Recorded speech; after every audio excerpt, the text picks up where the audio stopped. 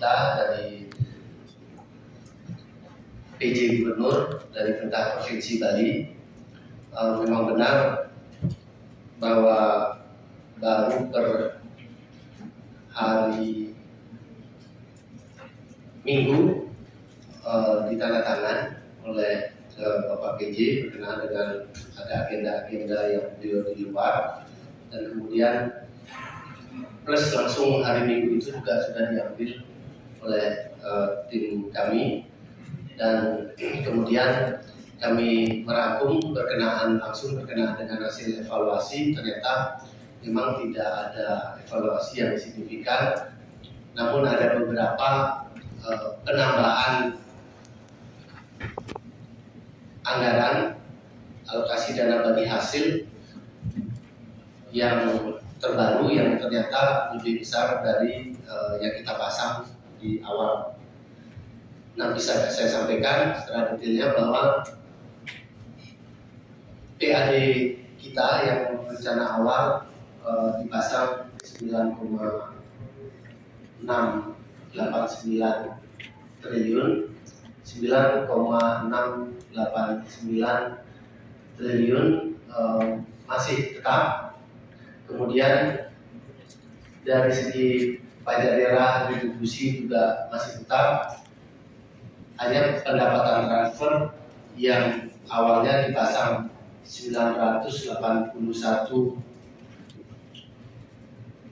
miliar 862 juta sekian menjadi 982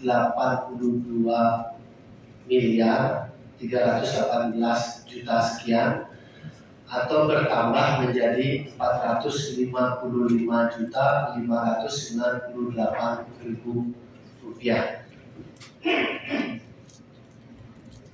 Kemudian penambahan ini terdiri dari penambahan pendapatan transfer pemerintah pusat, yaitu sebesar 170.598.000 rupiah, dan pendapatan transfer antar daerah yang bertambah menjadi 285 juta rupiah.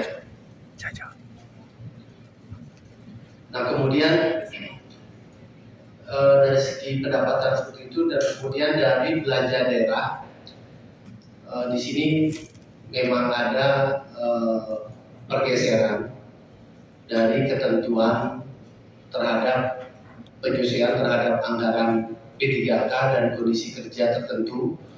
Itu ada di belanja pegawai yang awalnya 3,1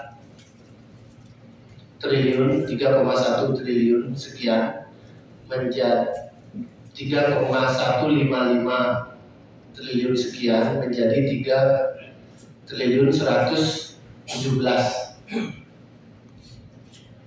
miliar, atau berkurang 37 miliar 274 sekian juta.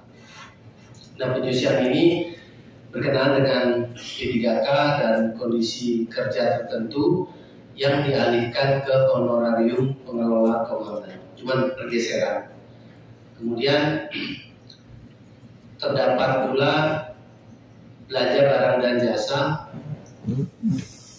yang bertambah 25 miliar.